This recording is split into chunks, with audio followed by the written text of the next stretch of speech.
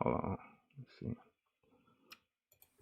All right. Welcome. How y'all doing? Please like the video as you come in. But this, Josh from KeepItTechie, and today I have another tech talk where I interview different people within the IT field that are working in different positions as well as business owners and all that stuff. So I tried to find somebody to do a interview on, and I wanted to bring on Davin Jackson. He's been in the IT field for a while, and I want to, highlight, what he's doing to contribute to the field as well as helping other people get into the field. But I appreciate you guys for being here. I definitely appreciate you, Devin, for coming through. How you doing, Devin? Good man, how you doing? Hanging in there, hanging in there. Yeah, so I try to, find, new people to bring them on, like I said, that, have been in this field, because I can't bring all the perspectives, you know what I'm saying? You gotta Right. hear it from other people, on their, trials and tribulations, so to speak, or, whatever process they had to do to get into the field. It can't just be, my experience. That's one of the reasons I do these tech talks. But nah, Devin, man, I'm excited to have you in here. First thing I like to do is go down and let you introduce yourself and give people a little bit about what you do in the IT field. Certainly. Well, first, again, thank you for having me on. It's an honor to be here. My name is Davin Jackson. I'm also known as DJax Alpha on Twitter. I am a blogger and content creator, first and foremost, for my own company, Alpha Cybersecurity, also the YouTube channel, Alpha Cybersecurity. I talk about different things from starting your career in cybersecurity, explaining how to set up your own lab, and I also talk about a couple things, book reviews, my take on trainings and stuff like that.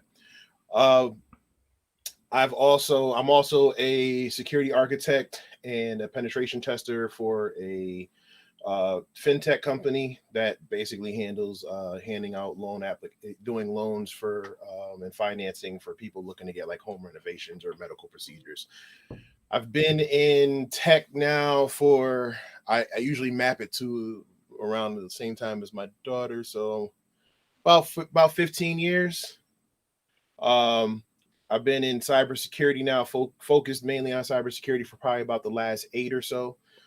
Basically started from the bottom, man. I was a PC repair tech at Circuit City, so I might be showing my age a little bit. Um, and worked my way up doing help desk. I've worked for stuff companies like GE. I've worked for small companies, rehab centers, basically anybody who was trying to let somebody get some experience. Worked my way up, and then finally landed a stable job at like a school system for a little while, and that's where I kind of got introduced to cybersecurity. So started off doing more of the defensive and proactive stuff. So incident response or just protecting, doing patching and all of that. And then after a few incidents, I was trying to figure out why we kept getting hit and why we were so vulnerable. So started looking at doing vulnerability assessments, and then I was introduced to penetration testing, and I pretty much never looked back since. O- So okay, cool. Yeah, that's interesting background. So, let me ask you this: as far as penetration testing, um, mhm. Um, hold on, I forgot the question I wanted to ask you, man. Well, let's just move on. I wanted to ask you, so if someone was trying to get into the IT field as far as cybersecurity goes, or in those type of positions, where do you think they should start? I always say make sure you have a basic understanding of networking before you jump into security, especially if you're going to do pen testing, because things with pen testing kind of just move on the fly. I mean, there's a lot of stuff that you can do and read and study and have little notes or something like the Red Team Field Manual, which is a bunch of notes of commands. But it's really helpful when you have a basic understanding of networking. So understand the basics of subnetting, understanding TCP/IP ports, understanding the difference of TCP versus UDP, and why they're different. because that will help you when you move into pen testing and you need to understand certain things like scanning, or you're trying to trace any packets with like Wireshark or TCP dumping. You need to understand what's happening. What's the difference between a SYN and a SYNAC and in an ACK, Mm-hmm. all of that stuff. So understanding the basics of networking will definitely highly recommended for me, in my opinion. And then from there, you can take something like a Security Plus, just to kind of get the basics of security. Um, and then from there, you can look at other certifications like, well, no, the CE. Then you do the CEH. And I actually have a different approach when it comes to how I tell people to do their stuff. I say you usually want to focus on those three. If you already have a basic understanding of everything else, you want to get those three to start. And then after that, to me, I don't think you really need to spend too much money for a good maybe 6 months or so, because then you can build up, your own home lab and get that hands-on experience. Mm-hmm. Because in pen testing, uh it's great to have the certifications, but if you don't have the skills, you won't make it past the first or second interview, or you'll stay at a junior level and you really won't get the payday that that people talk about when joining this field. So after the CEH, focus on getting your hands-on experience. Then you could look at something like the pen test plus, which I know people kind of cringe when I talk about when they talk about CompTIA search, but I feel like the Pen Test Plus is definitely a good certification to get. And then again, as you're doing that, you're still getting your hands on, and then look at something like the OSCP or the G Pen from Sands. Yeah, now So this is the question I actually thought about when you brought up pen testing. Because I was actually but hold on, let me add a little bit to your point, what you were saying before that. Yeah, that's something that I try to tell people a lot of times. You have to understand the basics of computers and networking in order to get into that field. You know what I'm saying? Because that's what you're essentially protecting. So I definitely 100% agree with you. But as far as pen testing, um, do you, and I know you got, a family and all that stuff. Do you do a lot of traveling when it comes to, working in that field? you could you Mhm. could. I've been in roles where I was going out the house, half the month. Like, Yeah. I fly out. I'm at a client site for a week. You know, I'm there from Sunday night. Assessment starts Monday, so I'm there from like Monday to Thursday. Wheels up Friday. I'm flying home. I'm home for like a week, and then I'm off again to the next one. Um, with so it just depends on the type of role you want. I mean, if Mhm. you're if you're if you're okay with traveling, there are a lot of different companies that hire pen testing consultants. But with the advancements in with remote work and stuff, people are Yeah. allowing you to connect to VPNs. People are allowing you to connect little devices like little boxes to the network, and you can SSH into them. With COVID, nobody's going anywhere. Yeah. So Yeah. like I said, I would say, hold on one second. What's up? What's up? You good? Okay, look around, look around for a little bit. Not down here. It's not in here, but look around, like lift the stuff up. Sorry about that. Nah, no Issues. problem. Yeah, my son came down. So, um, but yeah, I actually recommend go. If you can land a job that will let you travel, obviously when it's safe to travel. Mhm. Especially get some of that experience. If you're just starting out, so you can kind of see what it's like at a client site, or deal with it, or deal with some of the challenges, because there are different challenges that you face. Um, Me with I got a wife and two kids and a family at home and stuff like that. I tend not to travel so much anymore, so any of the roles I look for, I try to make sure that it's mostly remote, or if I need to travel, it's like maybe once a quarter as opposed to twice a month. Okay. um like I said, it just varies on the role. Mhm. Yeah, and I just wanted to ask you that because I was actually someone introduced themselves to me and they saw my background, and they were wondering if I was interested in being a penetration tester, and gave me their cord and all that stuff. And it was talking about the travel that was involved, how they fly out, go to the clients, basically everything you just said. You know what I'm saying? And Yeah. that just kind of jogged that memory in my head, on that position. But um, since you brought up something like very key or whatever, and I kind of wanted to get into it later, but let's hit it now. Home Let's do lab. it. Uh, Yeah.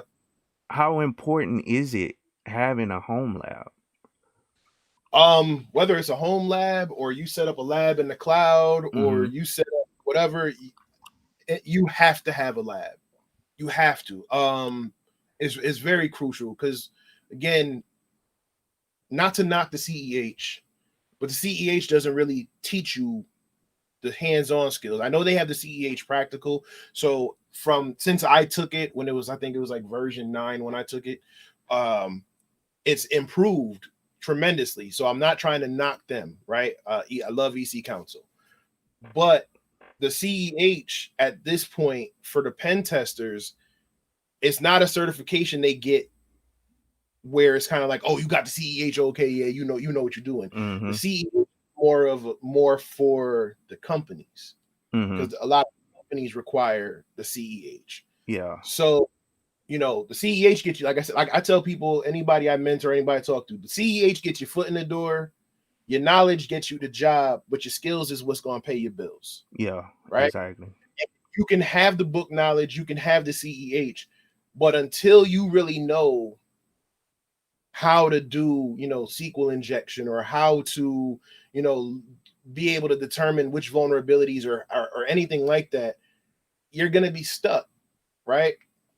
So you have to get that practice. And unfortunately, you can't practice in the real world because you go to jail. Yeah. Exactly. Right. So the lab is crucial for building up your skill set. Mm-hmm.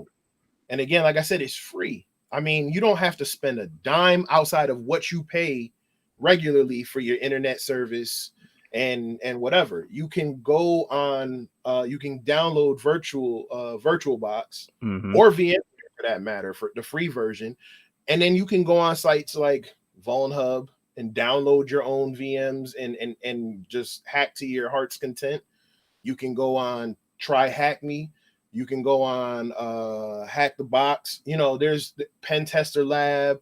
I'm trying to remember. I don't want to leave nobody out. Practical Pen Testing, Pen Tester Academy. There's so many different resources, Over the Wire. There's so many different resources that will teach you different things, and I recommend touching all of them. Mm-hmm. Get all of them because VulnHub is really good, but VulnHub's mainly Linux machines, so it's not going to prepare you for a Windows environment. Hack the Box has Windows and Linux, but you and sometimes those might be a little too advanced for you. Try Hack Me is great to me. Try Hack Me is ahead of the curve right now because they're literally building you up. You can follow certain steps to build yourself up. So you have to have that lab. You have to know it. Otherwise, you're gonna be stuck out there. And I'm not gonna lie. I was one of them when I first got the CEH. I was like, I made it. Yeah. You can't tell me nothing, right? And I did a little bit of it. I did a little bit of experimenting and labbing. So I was like, I knew that. Plus, I know some web app stuff. You couldn't tell me nothing. And then like the first real difficult challenge I got, I was working as a junior pen tester. It was a remote. I was pretty much on my own and I was stuck. Mm-hmm. And it was like, all right, so maybe I'm not as golden as I thought I was. And now I'm just, like I said, to quote another gentleman, Dewan Lightfoot, lab every day. Yep. Yep. Yep. Yeah. So I interviewed with him a little while back, man. Yeah, he's a great guy, man. He's putting out great information as well. But nah, man, I definitely agree with you. Just take advantage of, your resources that you currently pay for, internet, electric bill, yeah.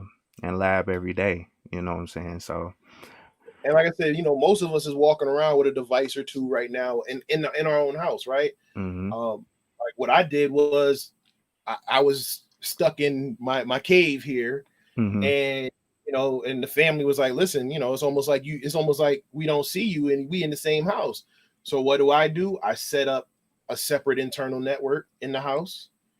I put the VMs on that network, Mm-hmm. and now when I'm bored, I just pick up my laptop, run a quick scan, run a quick network discovery scan, and I pick from the IP addresses, and like I said, and it's secure where it's blocked off where no one else can really get in and out, but I can access it. It's firewalled. So, there's different things you can do that, and like I said, this is at the leisure of your own home. Like I could watch TV and okay, cool, run this Nmap scan Mm-hmm. while I look up, or I might grab my controller and whatever.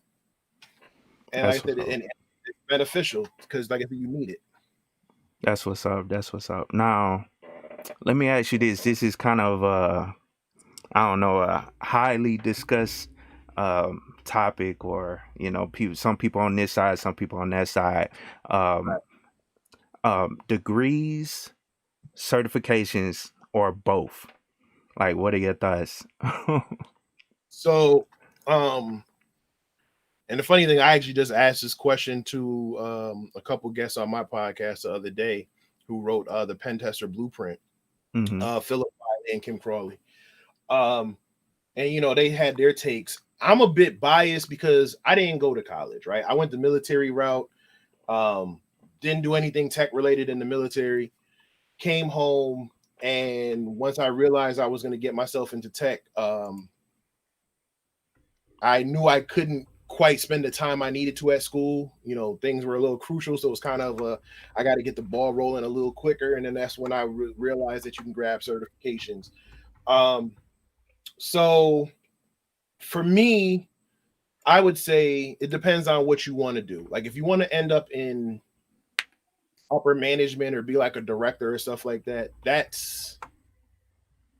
that requires to have a degree, right? Bachelor's, master's degree for a lot of these jobs.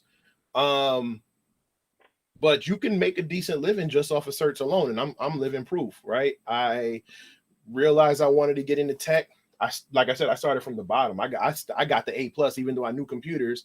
I got the A+, network plus, security plus, and then I actually went the sysadmin route to begin with. So I started doing Microsoft. So I got my the Active Directory certifications. I I got think a my lot of MC. people do go Yeah, that end up going that route. I did that route, and then it was like, and then when I decided I wanted to jump into cybersecurity, I actually knew I wanted to jump into cybersecurity maybe about 2 years before I actually made the move, because I figured, let me understand everything I need to know over here, Mm-hmm. because that'll make me a better pen tester or a better hacker, right? So when I navigate into a Windows machine, my sysadmin experience tells me how I can now do my recon or get my information I need on a Windows machine. So you can, like I said, you can definitely make six figures on just certs alone, but you need to have, again, that hands-on experience. You need to have, the job experience, and you need to be able to talk about it where it shows in Mm-hmm. these interviews. Is it is it a little harder? Absolutely. I'm not gonna sit here and lie to you, right? Like I probably could have been at a different position where I'm at now, maybe 2-3 years ago, had I gotten the Mm-hmm. degree. So to me, it's just all about if it's available to you and what's your preference. Yeah. Like I said, if you decide you want to go into management or something like that one day, you're probably going to need to. But now they're doing things where, things like Western Governors University, where they're giving you credits for your certifications. Okay. So what I would say is cert up, build up, because here's the other thing. The thing that they don't tell you is just because you have that degree, I've won out on jobs over people who've had 4-year degrees plenty of times, because when you get the degree, you still need to get the certifications. You still need to get the experience. Yeah. Exactly. So you have people in there who come in like, I got my 4-year degree, so now I want a senior role. Okay, cool. Can you tell me what Burp Suite does? No. All right. Thanks for coming. Mm-hmm. You know what I'm Exactly. saying? Yeah. So you still got to get that experience. So I like I said, I would say get the certifications, get the degrees, especially if you're not in college right now. It's cheaper to get the certs and the hands-on experience. And then when you build yourself up, now you got a little money now you got a little money. Now go for the degree. Also, when you get to certain jobs, they will help pay for your college. Okay. Yeah. So if you don't go to college, if you're like me, you didn't go to college first, grab a couple certifications. Like I wrote an article where I basically talked about how I did this, and I talked about it on Twitter. I think I basically flipped the same $200 for like my first 6 certifications. Wow. Right? CompTIA, I think those certs are about $230 a pop. Mm-hmm. Okay, so I go to my job. You go to your job. Hey, would you reimburse me if I get this? All right, cool. If you pass, we'll reimburse you. All right, I take that $230, pay for the stuff, pay for the books, take the test, pass. Boom. Now they cut me a check. I take that same check and next certification. And I did that. I did that pretty much through all my Microsoft certifications. Wow. Wow. And then in the meantime, as I'm getting raises and I'm getting little bonuses and bumps, I'm still now I'm saving it. I'm saving this extra money because I'm not touching it for anything else, because right now I'm recycling the same money. Mm-hmm. And now when I get a more advanced certification, okay, now I got this bread I have saved over here to put it with it. All right, cool. And then you're gonna reimburse me. All right, cool. And you keep doing that. Yeah, and that's cool though. I didn't know they started doing that, so I'm glad you brought that up. That they giving you college credits for those certifications now. Because it's certain schools. yeah, okay. So that's kind of similar to your military training that you go through. Most people don't know that. Even people that have been in the military and got out or whatever, that training that you went through can be translated over to your college credits. So right. That's cool that they're doing that though, because I mean at the end of the day you have to put in a lot of studying, training to pass those certifications, just like you would be for exam at school. You know what I'm saying? And it's directly related to the positions that you're trying to go to in the future. Right. So yeah, definitely agree. Yeah, it's like I said, it's definitely beneficial, because then if you do that, let's say you have enough certifications. Like I think the last time I checked, if I did that, I would probably need maybe a year or so for my bachelor's, right? Mm-hmm. All right, cool. I got to come out of pocket for that. But now if I go to my job and my job says, hey, we do tuition reimbursement, now you got a year of school. They gonna pay for it.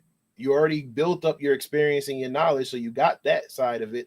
And now if you want to go be a director or a manager or something like that, you're all set.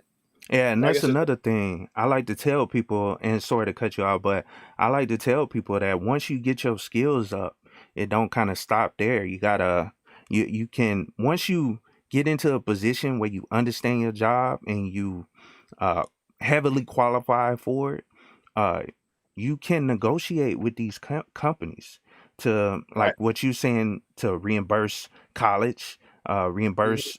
They'll even fund you to get new certifications or advanced certifications, and you can write that or get that into your negotiations of actually taking that position, whether it's contract or whatever. So definitely. Or they can just give you a raise and you pay for it yourself, right? Yep, I mean, exactly. that's I mean, at the end of the day, that's what we do it for. I mean, you do it for the love, but also we got bills to pay. Yeah. So so everything is a negotiation. And the other thing I like to tell people is, if you can't get it somewhere but you're worth it, then go to who can, Yep. right? Yep. Yeah. So Yeah. You don't get stuck on loyalty to companies. You know what I'm saying? right, Because a lot of times, especially nowadays, they don't really have loyalty to you, because if right, their bottom line is being affected and they can do that position with less people, they'll quickly right. cut people off. So Now I tell people all the time, and like I said, I caught heat for saying it at one event. I said, listen, for one, a manager of a company told me, listen, there's no loyalty in tech. I mean, tech itself isn't loyal. What's the rule? Every 18 months, the newest technology after 18 months becomes obsolete. Yep. So why would they not treat their employees the same? So there's that. And then my thing is if I die tomorrow, you're gonna have my job posted by lunchtime. The Yep. company's gonna know that the job is posted before they know anything happened to me. So at the end of the day, I gotta take care of my family. So I look at it like a gentleman that I was talking to one time said, you know, everybody talk about being a cyber samurai. He was like, you know, don't be a cyber samurai, be a cyber ronin. So in samurai terms, a ronin is a samurai without a master. Mm-hmm. So a ronin just kind of goes wherever they're going. They can be mercenaries, go to the highest bidder and put in the work for the highest bidder. They said, be a ronin, right? And that's how I look at it. Like, I'm a mercenary. Yeah. I'll stay with a company for as long as it's beneficial to me. Mm-hmm. Because when it's beneficial to them to let me go, they're gonna let me go. Yep. And they're gonna, you know, they might give you a little severance package, or they may not. So you gotta treat yourself like your own business. Yeah, exactly. Now, speaking of what you just said, though, this kind of ties into another question I wanted to ask you. How do you keep your technology skills current? I know you kind of touched on it, but can you elaborate a little more on that? Labbing, a lot of like if you want to be in tech or cybersecurity and you don't like to read, then I highly suggest you do something else. A lot of reading, whether it's books, whether it's, you know, proof of concepts for, you know, certain hacks, whether it's the new CVEs on vulnerabilities. I mean, FireEye just got breached. I think I spent like 6 hours the morning I saw the alert. I spent like my first 6 hours reading up on all of it. So a lot of researching and a lot of like I said, lab every day. That's, you know, that's crucial.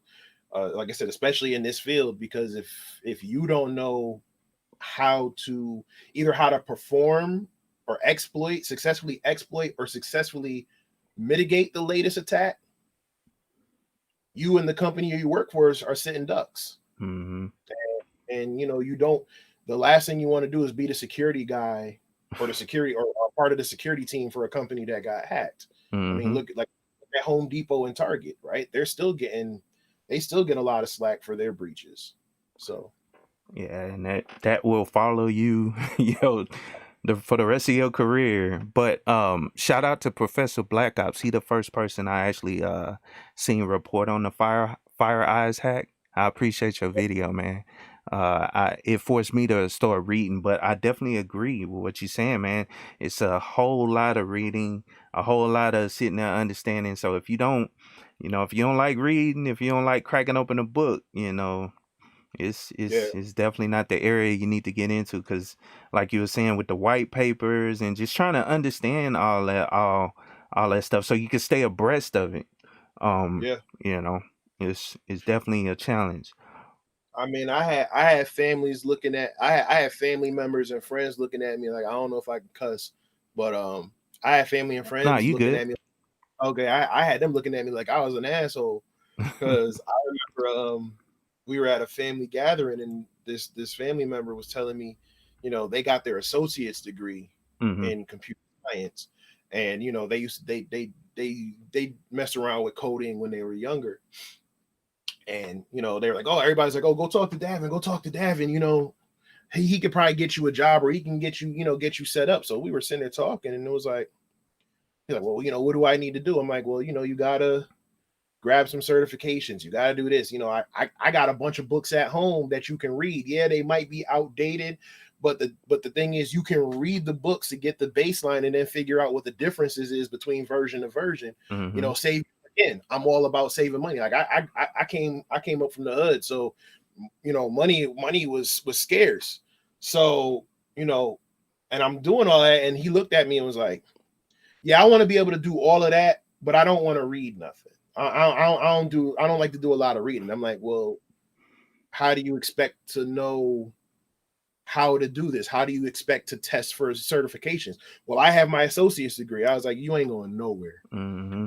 And I just kind of walked out the room, and they were like, why are you doing that? Oh, you feel like you're the only one who could be successful? I'm like, no, like there's a lot of work that goes into doing what we do, right? Yep. From networking to cybersecurity to pen testing, whether it's forensics, whether it's incident response, anything. It's a lot of work. And I tell people all the time, when you get started in this field, you have to figure out what your why is. And the reason I say that is because there are going to come times where you are going to be challenged. You're going to deal with imposter syndrome. You're going to just be frustrated. You're not going to be able to understand certain things for a test. You may fail a test.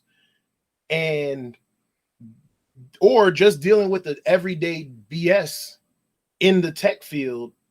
And I'm Yep. going to go there being a person of color sometime, or a woman for that matter, dealing with a lot of the nonsense that will overwhelm you. Mm-hmm. And sometimes you can make six figures. The money might not. So there's some days where I'm like, I don't care how much I make. I can't do it anymore. So your why has to be something concrete that can keep you going. Whether it's, like I said, for me, it's, I wanted to provide a better life for my kids. And now it's more of, I want to help people who look like me, who came up like me, or just in communities that don't think it's possible to Mm-hmm. come from, no matter what your background is. Yeah. With the right work with the right work ethic and the right mindset and the right skill set, you can achieve this, and you can be more than what they tell us we can be, whether it's an athlete or a celebrity or an influencer on social media or doing something illegal. Nah, there's another option. Come over here. So my why now gets me through those nights. And just to circle back, like, it can be very frustrating when you're doing all of that. And like I said, sometimes you're the only one in your group of friends. You're the only one in your family who has this, who's doing this, right? Being in tech around the people who don't know tech can be stressful, because now you don't spend no time with me. Why don't you go out anymore? Why are you cooped up in the basement, or you cooped up in wherever it is you studying? And it's like, you feel sometimes you have to, like I said, my other saying is always bet on yourself, because sometimes yourself is your only cheerleader. Yeah. Because they don't see the vision, or they don't get it until they get it. But until then, it's just you and that book, that computer in that room. Yeah. Yeah. It's almost like a certain mindset that you develop over time, where I mean, it's and the passion, goes into it as well. I mean, especially when you find something that you're like really interested in within this field, and people don't understand the work you got to put in. You know what I'm saying? It's very time consuming. You know what I'm saying? My wife gets on me a lot of times as well. Are you constantly in there, on the computer, man? And yeah, you gotta stay working at it. You know what I'm saying? In order to get better. So I definitely agree with you. No, like I said, it definitely can be challenging. I mean, shoot, like I said, when I did this, I was still, I was a lot younger than I am now. Mm-hmm. So I still have my friends who was like, yo, let's go out to the club, or let's go skip town for a weekend. And I'm like, man, I'd love to, but I really want to get this certification knocked out. I want to get this done. I want to get that done. And and you deal with even as an adult, you deal with the peer pressure and all of that. And it's like, you got to remember your why. You got to remember why you do it. And like I said, now I'm doing okay for myself, but it's because of those 6-7 years where it was just like, yo, I'm here. I'm put my feet on the ground, and I'm just gonna go. So Mm-hmm. you gotta have that in you, and you gotta know why you're doing it. Because like I said, at the times when it's difficult, you're gonna need that to help pick you up. Cool. So let me I guess transition a little bit. Well, actually, let me give a couple people shout outs right fast. I appreciate you guys being in the building. Professor Black Ops, Maddox 12. What's up, man? How you doing, Christian? Yeah, Yeah, that's my Mike Shinnery, peace to you, man. Peace to you. The Kings of the King Galaxy, shout out for being here. Andrew Phillips, I appreciate you, man, coming through. And if you guys got any questions, I'm a kind of hold them off till the end. So I'm actually tracking them all. I got them all copied and pasted so I can make sure I ask them at the end. Now, what I like to do is, well, my channel, is all about Linux. I don't know if you've, watched my videos. I kind of do just basic tutorials on Linux and the Linux operating system. mhm, And it's just something that I'm like passionate about, outside of my job, because I actually don't even work on Linux systems at work. I'm a database administrator. I work with data. You know what I'm saying? yeah. And just managing those databases and everything. But um, like that passion, that's why I brought up like a passion. That's Mhm. one reason I started this YouTube channel, because I was very passionate, interested in Linux. Well, anyway, I got a couple questions. Well, one question really. How important is knowing Linux, in cybersecurity? And I already know, but I want, everybody else to hear it from you. It's very important. I mean, I wouldn't go as far as saying you need to know it more than anything else, but you probably need to know it more than anything else. Um, Reason being, the if you're going to get into cybersecurity and pen testing, the two top machines, the two top operating systems or Linux distributions that people use for pen testing are Kali Linux or Parrot. I mean, Hmm. there's also Arch Linux, there's Samurai for like web app stuff that the professionally evil guys built. That's who built it. Sans has Slingshot, but they're all Linux distributions. Yeah. Um, so I would say you need to know Linux very well because you need to know the commands. You need to know, how to write up a quick Bash script. You need to know how to navigate through a Linux directory. But you also need to know Windows, and you can also install tools on Windows because sometimes you might be in a Windows environment and it's easier to navigate with a Windows machine. So you need to know both. And Hmm. Mac, and for Mac, I mean, it's very similar to Linux, right? Yeah. But with Macs, you just need to really know how to create a virtual machine and put a Windows and Linux machine VM on there. But Linux is very, like I said, Linux is very important. I'm not gonna, you have some people who are like, Linux isn't whatever. No, again, it's just like I said with the basic understanding of networking, it's going to make you better for it. So if you have a not even a base. I mean, if you know the basics of Linux, that's cool. But if you know a little bit, like how to grep certain data, Hmm. again, how to navigate through the system, how to look for certain things in the directory, knowing what they look for, what to look for, that's all very beneficial. Also, again, if you're pen testing on a Linux machine or a Linux network, privilege escalation in Linux is different than privilege escalation in Windows. And by Exactly. privilege, for those who don't know, for privilege escalation, that's basically after you gain access to a machine, you may only have access as a regular user. You still need to be able to show impact. So you might need to get the credentials. You might need to get password hashes. You might need to be able to get specific files. And especially in CTFs, you got to get the flag. And in order to do that, you have to elevate your privileges to the level of admin or in Linux terms root. Hmm. So, like I said, Windows privilege escalation and Windows privilege escalation are two different monsters. Exactly. So you need to know, again, you need to know both because you need to be well versed in it if you're going to be successful.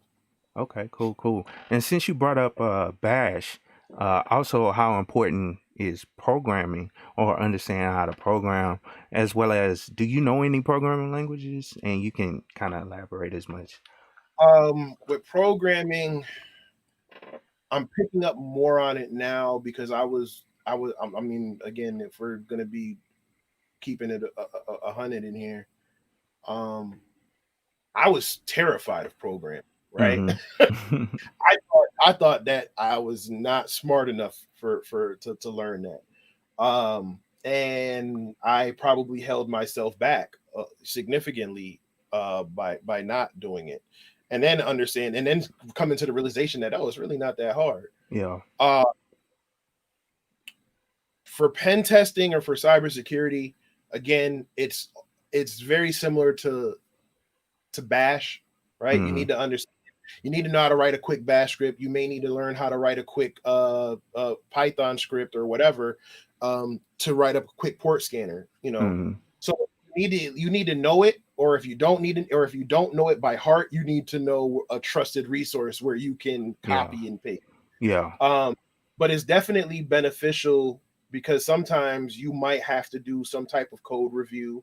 Sometimes you might come across an exploit that's not as simple as going on Metasploit or something like that you actually have to do manually, and you'll have to know how to alter the code to make it work for the specific target. Mm-hmm. uh, and then the other thing is, Python, Ruby, C, a lot of them are, a lot of them are very similar. I mean, they have certain, you know, they have certain characteristics that make them different. But Yeah. once you understand the basic structure, Mm-hmm. you should be able to read and digest it and to understand what's happening in the code.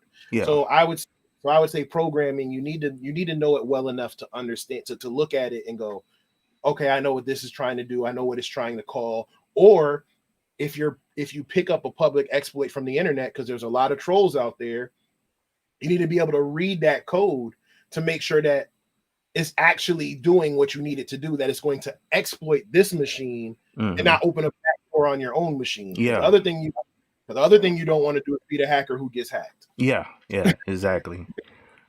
I definitely agree with you. Now, um, let me see. It was one other thing I want to kind of ask or whatever. And it's basically dealing with the advancements of technology.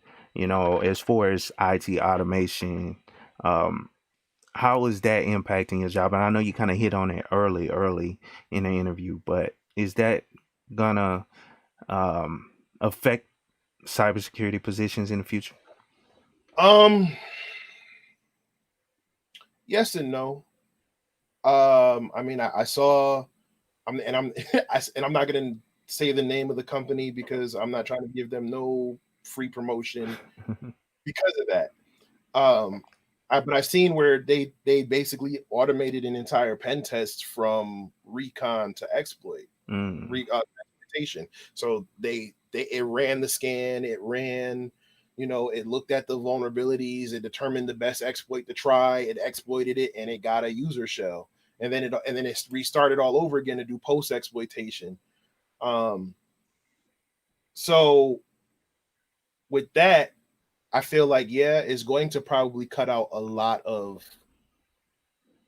junior roles, maybe even some mid roles at some point as they perfect it. mm-hmm. But at the same time, you still need to have people with experience to understand if what's happening is what's really happening. Yeah. Because what's one of the problems? If you ever done a vulnerability scan, what's one of the biggest issues with vulnerability scans? False positives, Mm-hmm. right? So, and you need someone to be able to look at that and look at the target system and determine, yeah, that vulnerability is not that's not valid. Or, yeah, the vulnerability is valid, but it's not really that big of an impact. So maybe it's not a severity of a high, maybe it's a medium or a low, or maybe it's not a severe, maybe it's not a vulnerability that applies to us at all because we have other compensating controls or something like that. So you still need that human element for that. Um, but at the same time, there are certain things that, and this is why I say you need to understand everything that goes with pen testing, because for network pen testing. Maybe they'll even have stuff for web app pen testing. But there's certain things that an automated tool can't do. Like it can't run a social engineering campaign like a phone call, like a phone social. You need to have a human who can get on the phone and talk their way around it to trick the user into whatever information. Pick up on clues or cues and right. Automated tool can't do a physical pen test where essentially you're breaking into a building and testing the stuff there. So there's always going to be a place for it. My advice is just keep building your skills, because the moment you let your skills become obsolete, you're when they look at the budget and they say, well, we can continue to pay this person this, or we can pay this tool this for a year, that's where you need to show value. So as long as you can continue to make yourself valuable to whatever company you work for, whether it's this company or the next company, you need to make sure you're valuable to that company. So, I mean, the tools will be there. Unfortunately, like I said, there will be some, there might be some casualties. There may be some casualties, but there are going to be even more if you don't do your due diligence to keep yourself on your A game. Cool. No, that's good information, man. I definitely appreciate that. Now, one of the things I like to do is, share your channel. I want to put your information out there. Alpha Cybersecurity. Y'all check out his channel. I got you on the big screen. Well, I got it on the big screen, your YouTube channel. But y'all check him out, man. I want to try to help him get to 1,000 so he can get monetized and everything or whatever, and just get more eyes on good information. And he's been doing like a lot of interviews recently as well that is bringing in new people into the YouTube space with different skills and different backgrounds that can help other people get into these fields. Now, it was a question I wanted to ask you right fast. Well, not a question. It was a question that was asked in the chat by Professor Black Ops. Where's that question? Oh, do you do penetration bounty programming or hunting for money? Bug bounties? Yeah, bug bounties. I haven't in a while. The only bugs I reported, I think I got a t-shirt or it was a duplicate. I think that's another great resource to gain the experience. But if you're looking to do it as a career, I mean, there's certain companies that will pay you a salary to find bugs for them, but to be like an independent bug hunter or independent bug researcher, I tell the same thing I say to people who they decide they want to be in the league and play and go pro. I tell them the same thing. Have a backup plan, right? The thing with bug hunting is especially when you're independent and you're on something like HackerOne or BugCrowd, or I think Integrity is another one that's up and coming, or Synac or something like that. Yeah, you're independent and you're finding your stuff, but you're also up against thousands of other people from all over the world. Yeah. So it's basically the race to be first, while staying in scope and while having to provide to show impact. And don't get me wrong, there are some great bug hunters out there. Stoke, Jason Haddix, Namsec. These are guys that I follow. Insider PhD. She go check her out on YouTube. She has a whole bunch of resources about bug hunting that I think are very helpful.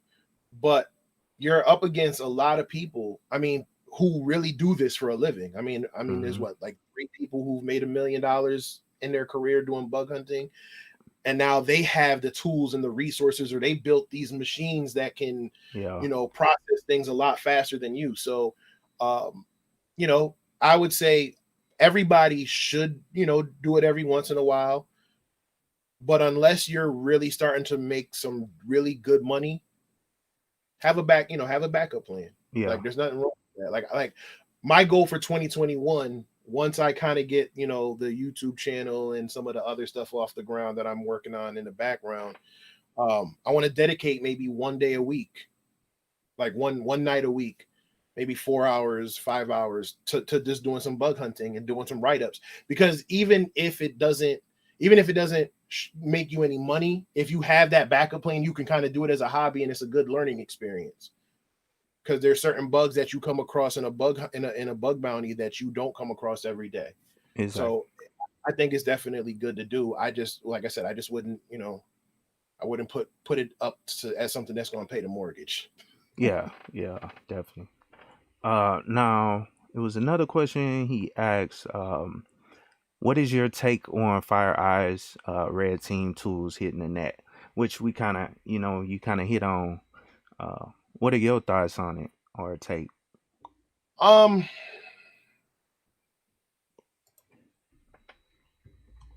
I mean, yeah, as far as getting hit, it happens. Um, you can have the biggest and best security in the world, but the weakest link will always be the human, right? So unless once they do their whole investigation, they find out it was like a complete blunder on their end, like they just completely just messed up, you know. I don't know. Like I don't, because I've seen certain things from a pen testing background. I kind of understand that sometimes it's inevitable. I mean, or sometimes you can't control it. Mm, Look at the Target hack, for example. They didn't breach Target. They breached a third party HVAC company yeah. that was working for Target. Mm, So the HVAC company was insecure. They got them, and that pivoted into the Target breach. So I don't really have an opinion, good or bad. As far as the tools are out, as the tools are concerned, it is, yeah. I got more toys to play with. You know what I'm saying? Mm-hmm. Yeah. Like I said, my thing is those are just the tools that they got. Mm-hmm. They're okay with these tools. I mean, they're not okay with it. They're probably pissed off that a lot of their tools have gone public. But it's just like the NSA breach, right? When the Mm-hmm. NSA came out, it was like, okay, cool. There's all these tools that the NSA use. Yeah, but what about the tools that you don't know about? So Yeah. it's kind of give and take. Exactly. Now, I think it was one other question. Um, how do you see blockchain and hashing in cybersecurity? Um, And salute to engineering cannabis. how do you see blockchain and hashing in cybersecurity? I don't. I probably have to kind of do a little bit more reading up on it. Mm, I mean, I think blockchain is definitely going. I mean, it's big now, but I definitely think it's going to be even bigger in the years to come. Um, I can only speak from a pen testing standpoint. It definitely makes things it makes things a lot harder because you just basically have to be in multiple places, multiple right places at the right time to mm, if you ever wanted to do it. Like I think about a Microsoft event where they were talking about it, and like and again, how my brain works is I'm out somewhere and I'm always looking like, okay, how would I take advantage of this? So I think once more people adopt it, things will probably end up being a lot more secure. But it's just a matter of, I think a lot of people don't understand it 100%, me included. mm. So I don't want to speak on something that I don't know too much about. But Yeah. Yeah. I got you. Well, I definitely appreciate you coming on. We're gonna go on and wrap it hold up. on one Oh, go second. ahead. I see. Go ahead. Philip said, any thoughts of from overcoming imposter syndrome? Um, I'm again, not to cut you off, but I just Nah, wanted to you do that fine. because I deal with it all the time. Remember your why, right? I mean, I work with people all the time, and I'm like, how am I even here? I mean, hell, I just did, like I said, I just did an interview with Philip Wiley and Kim Crawley, who, if you follow them, like Philip is amazing at what he does with pen testing. Kim, she's she writes a bunch of malware research and stuff. Like they have combined, they have I don't know how many years of experience above me, and they're talking to me. So even while I'm interviewing them, I'm in my head, I'm like, I don't even think I should be even sitting here asking these questions. But you put in the work, right? Whether it's a little bit or a lot, you put in work to be where you at. Mm-hmm. Don't forget that. You're where you're supposed to be at that moment. And for me, the imposter syndrome can help or hurt. If you feel like, with the imposter syndrome, if you feel like, man, I'm not on their level, then you know what? Reach out to certain people and ask them what you need to do to get to that level. Use that as a motivating factor. Like I make sure, like, people talk to me and they're like, man, I'm trying to get like you. And I'm like, I consider myself to be a noob. With all my experience and everything I've done, I consider myself to be a noob because in my mindset, like I said, I have people that are leagues ahead of me. So, use that to motivate you. Don't let it cripple you. Mm-hmm. And, like I said, it's unavoidable. You're going to have those situations where you feel like you don't belong. But just remember that, no one handed you anything, whether it's a degree, whether it's a cert, whether it's job experience, you earned that and you deserve where you are because you worked hard for that. And as long as you remember that and you always bet on yourself and you're putting in that work, it'll pass. Exactly. I definitely agree with you, man. But we're gonna have to go on and shut it down. No, I definitely appreciate you doing this interview with me, man. We're gonna have to come together and do it again. Oh, absolutely. I got to get you on mine. Okay, cool. Yeah, just let me know. You know what I'm saying? That, but if you guys are not subbed to Davin's channel, check him out. I put the link in the chat. You know what I'm saying? He makes a lot of great videos. And I've seen, Cali on his videos as well. So, shout out to him for putting out this information to help people get into these fields. But I appreciate everybody for coming through. I appreciate all the questions you guys asked to help engage him just to get it out of him. Because I'm not that great of an interviewer, but I try. I try my best. You know what I'm saying? But Hey, like I said, man, you here, so you're doing mhm. something. For sure. Appreciate it, man. But you guys, if you guys are not subscribed to my channel, please subscribe to my channel as well. Share the video if you can. And go check out Devin, man. He's doing great things over there. I appreciate you guys. And y'all have a good one, okay? Peace. Happy holidays.